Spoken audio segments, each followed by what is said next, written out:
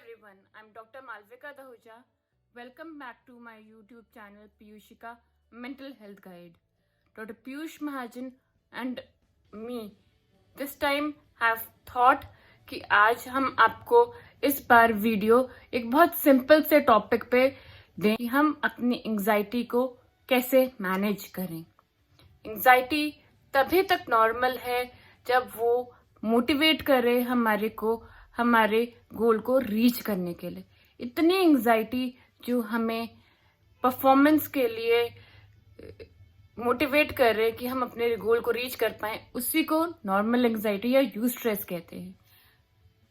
उदाहरण के तौर पे कहें कि एग्जाम के टाइम पे या जॉब इंटरव्यू से पहले की प्रिपरेशन या किसी भी बहुत इंपॉर्टेंट काम से पहले जब हम उस चीज की वजह से स्ट्रेस्ड होते हैं, लेकिन वो स्ट्रेस हमें मोटिवेट करती है अपने गोल तक रीच करने के लिए। वो हमें मोटिवेट करती है कि वो चीज हम अपने बेस्ट परफॉर्मेंस के लिए हमें रेडी करती है। वो चीज नॉर्मल एंजाइटी होती है और उसे हम यू स्ट्रेस कहते हैं।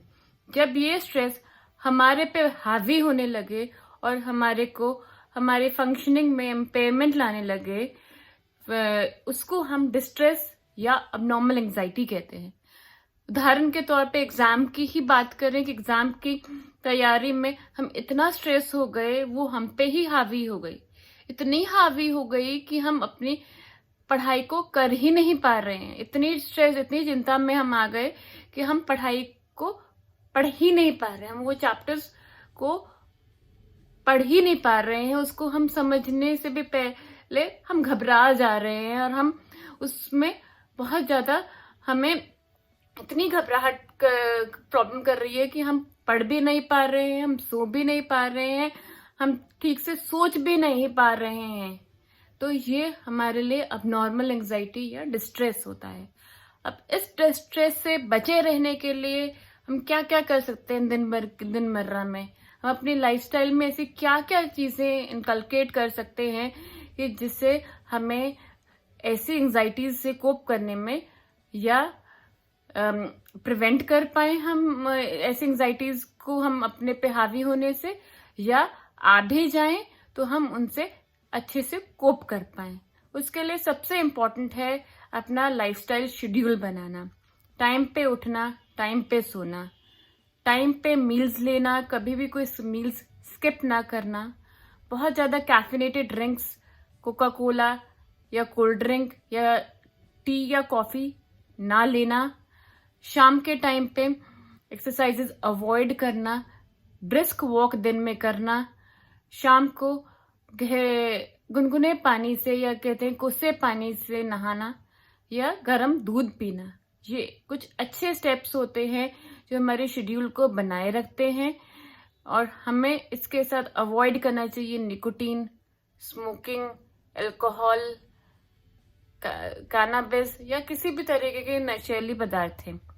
उसके अलावा हम अपनी लाइफस्टाइल में अगर इनकलकेट करते हैं प्लेंटी ऑफ वाटर, कि हम बहुत ज़्यादा 6 to 8 ग्लासेस ऑफ वाटर दिन में लें, वो भी बहुत लाभदायक होता है। वो एंटीऑक्सीडेंट्स का काम करता है। फ्रेश फ्रूट्स खाएं, वेजिटेबल्स खाएं, जंक फूड को अवॉइड करें, अपनी लाइफस्टाइल को नियम अनुसार चलाएं। ऐसे नहीं कि जिस टाइम पे हमें सोना है या खाना है उस टाइम पे हम किसी लेजर एक्टिविटी की वजह से उसको हम बहुत ज्यादा डिस्टर्ब कर रहे हैं। कभी कभार के लिए ठीक है, लेकिन डेली लाइफस्टाइल, डेली उसमें हमें इस चीज को फॉलो करना चाहिए। हमें लाइफस्टाइल को, अपनी डेली लाइफस्टाइल की रूटीन को एक ऑलमोस्ट फिक्स्ड बना देना चाहिए कि इस टाइम पे हमें यही करना है। और हाँ, अपनी लाइफ में हॉबीज का इनकलकेट करना बहुत जरूरी है। दिन का 1 या 2 घंटा हम अपने लिए जरूर निकालें, जिसमें हम वो सब करें जो हमें करने से हमें अच्छा लगता है, जो हमारी रुचियां हैं। इसके साथ हम दिन में रिलैक्सेशन टेक्निक्स, डीप ब्रीदिंग या प्रोग्रेसिव मसल रिलैक्सेशन, जिसके बारे में हमने पहले भी बात की थी पिछली एक वीडियो में, उसको जरूर करें आधे घंटे के लिए दिन में 2 बार, सुबह और शाम। वो आपकी बॉडी को रिलैक्स्ड फील कराती है। उससे हमारे न्यूरोकेमिकल्स और इम्यूनोलॉजी, हमारे इम्यून सिस्टम और हमारे हार्मोनल सिस्टम को एक बैलेंस मिलता है। इसके अलावा हम इन हैबिट्स को जब तक हम इंकलकेट करते ही हैं हमारे डेली लाइफस्टाइल में, तो हम एंजाइटी से बचे रहते हैं, या एंजाइटी आती भी है तो हम उनसे कोप कर जाते हैं। अब अगर हम कहें कि अकस्मात हमें एक एंजाइटी का अटैक आता है, कि हमें लगता है कि हमारे अकस्मात कुछ हो ना जाए, हमारे प्राण ना चले जाएं, कि हमें इतनी एंजाइटी होती है कि हमारा दिल धड़क रहा है, हमारी सांस फूल रही है, हमारे को कंपन हो रही है, पसीने आ रहे हैं, हमें मुंह सूख रहा है, ऐसे लग रहा है हमें कुछ हो जाएगा। ऐसे एंजाइटी अटैक्स होने स्वाभाविक हैं।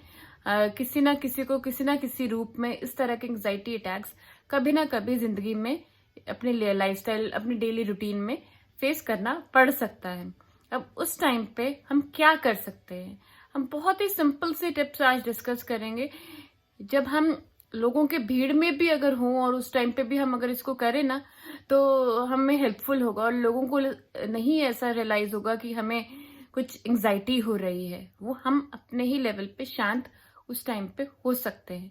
जैसे कि जब ऐसा हो तो उसी टाइम हम डीप ब्रीदिंग की कोशिश करें, जैसे कि ऐसे।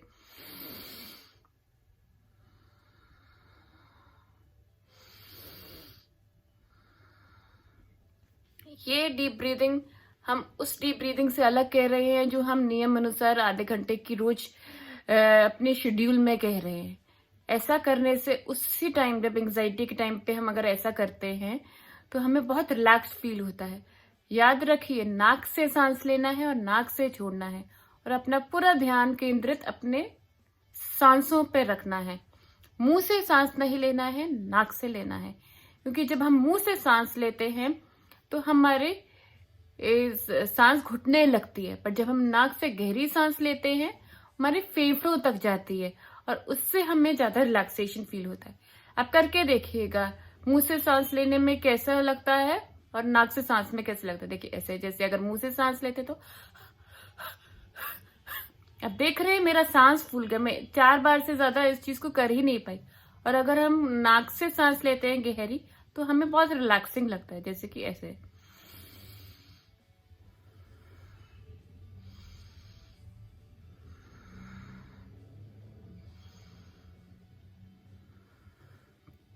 ऐसे।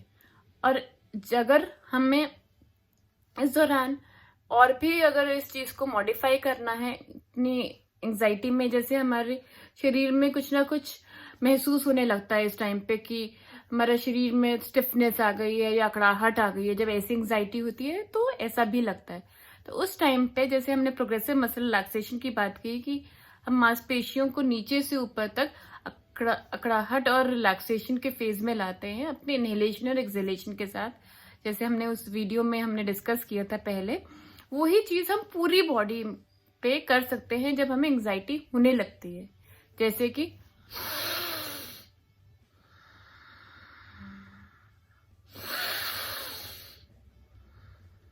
देखिए, अभी आपने देखा होगा जब मैंने अपने पूरे शरीर को अकड़ाया, उसी टाइम पे सिंक्रोनली कोऑर्डिनेटेड वे में मैंने डीप इनहेलेशन की, और जैसे ही मैंने अपनी बॉडी को रिलैक्स किया मैंने एक्सहेल किया। इसकी साइकिल्स से भी बहुत रिलैक्सेशन फील होती है, ना ही हमको अंदर से एंजाइटी की राहत मिलती है, हमें बॉडी में जो अकड़ाहट और दर्द और एंजाइटी कारण जो टेंशन सी हमारे मांसपेशियों में, मसल्स में टेंशन सी उत्पन्न हुई थी, वो भी धीरे धीरे चली जाती है। इसका बेसिक प्रिंसिपल ये है कि अगर हम शुरुआती तौर पे, जब हमारी एंजाइटी शुरू हो जाती है तो ही हम इस एक्सरसाइज को करें, ना कि जब ये हमारी एंजाइटी शिखर पे या पीक पे हो, तब ये एक्सरसाइज करना लाभदायक नहीं होगा। क्योंकि तब हमारा दिमाग या हमारा चिंतन हमारी सांसों पे केंद्रित नहीं हो पाएगा। जब हमारे पीक पे एंजाइटी होगी तब हमारा दिमाग कहीं भी केंद्रित और नहीं जा पाएगा। एंजाइटी के स्टार्टिंग में ही हम इस चीज को करेंगे ताकि हमारी पूरा ध्यान अपनी सांसों पे आए। इस एक्सरसाइज के साथ जुड़ी एक और चीज हम जोड़ सकते हैं, जिसे कहते हैं माइंडफुलनेस। जिस टाइम पे हम इस एक्सरसाइज को करें, हमारे शरीर में और हमारी बॉडी में जो भी लक्षण होते हैं उत्पन्न होते हैं, जैसे कि सांस का फूलना, दिल का तेज तेज धड़कना, बॉडी में अकड़ाहट होना, हम उसको नॉर्मल मानकर चलें कि ये मेरी जो एंग्जाइटी हो रही है ये होनी स्वाभाविक है, और ये एंग्जाइटी में ऐसे शारीरिक लक्षण जो मुझे आ रहे हैं ये नॉर्मल रिएक्शन है।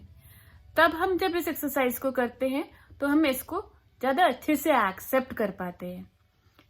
माइंडफुलनेस के अलावा बहुत सारे लोगों ने देखा है और उस चीज को परखा भी है कि जब हम इस डीप ब्रीदिंग एक्सरसाइज को करते हैं उस टाइम पे हम बहुत लाइट सा म्यूजिक लगाएं, या फिर हम अपने दिमाग में बहुत ब्यूटीफुल सी सीनरी, एक बगीचे की सीनरी या जिसमें ग्रास हो, पक्षी चहचहा रहे हो, ऐसी सीनिक सी इमेजिनेशन दिमाग में कर रहे हैं तो और भी रिलैक्स्ड फील करते हैं।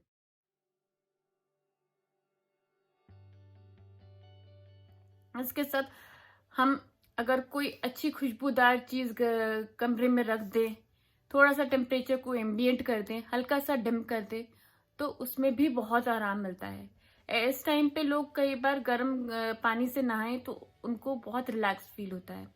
इसके अलावा हम क्या कर सकते हैं अगर हम डीप ब्रीदिंग या रिलैक्सेशन, अगर हम ऐसी जगह पे हैं कि हम ये सब नहीं कर पाएंगे, तो कुछ लोगों ने देखा है कि बहुत ज्यादा उस टाइम पे पानी पीने से बहुत राहत मिलती है, उल्टी काउंटिंग करने से बहुत राहत मिलती है, 10, 9, 8, 7, 6, 5 ऐसे। जब हमारा थॉट काउंटिंग पे चला जाता है तो जो हमारे विचार उस टाइम पे उत्पन्न हो रहे होते हैं, जिस वजह से हमें एंग्जाइटी हो रही होती है, वो तुरंत शांत होने लगते हैं। कुछ लोग ओम की चैंटिंग कर सकते हैं इस टाइम पे, या जिस भी भगवान को मानते हैं उसको कर सकते हैं, ताकि आप उस टाइम पे रिलैक्स्ड फील कर सकें। कुछ लोगों ने ये तक कहा है कि आप एक गेम खेलें उस टाइम पे, कि गेम ऑफ 5, कि आसपास आपको जो 5 चीजें दिखती हैं उसके बारे में उनका नाम लें, जो 5 चीजें के बारे में, जो 5 चीजें फील होती हैं उन 5 चीजों का नाम बोलें, जो 5 चीजें सुनाई देती हैं उस टाइम पे उन 5 चीजों का नाम लें। तो ऐसे में ध्यान इस तरफ केंद्रित हो जाता है, और जो हमारी चिंताएं और एंग्जाइटी से रिलेटेड सिम्टम्स उस टाइम उत्पन्न हो रहे होते हैं, हमारा दिमाग वहां से कुछ टाइम के लिए हट जाता है। तो ये काफी हेल्पफुल होता है हमारी एंग्जाइटी के लिए। छोटा हो या बड़ा, बुजुर्ग हो या गर्भवती महिला, या फिर हम कहीं जो काम करने जा रहे हैं ऑफिस में, चाहे वो स्कूल का बच्चा, हर एक को एंग्जाइटी होती है, और हर एक कोई अपने अपने लेवल पे अपने अपने तरीके से एंग्जाइटी से जूझता है। ये थे कुछ ऐसे तरीके जो हम अपने क्लिनिकल सेटिंग में अपने पेशेंट्स को बताते हैं, और उनको लाभ मिलता है इन चीजों से। जो चीजें आपको अच्छी लगती हैं इस टाइम पे जब आपको एंग्जाइटी का अटैक आता है, आप उस चीज को भी फॉलो कर सकते हैं, और हमसे भी शेयर कर सकते हैं क्या टिप्स आप फॉलो करते हैं जब आपको एंग्जाइटी आती है, ताकि हम इससे और हमें हेल्प मिल सके। और हमारे इस वीडियो से जो आपको हेल्प, अगर हम आपको हेल्प कर पाए तो हम बहुत ग्रेटफुल होंगे। Kindly like this video and share this video as far as possible. Kindly subscribe to our YouTube channel Piyushika, a mental health guide. Thank you.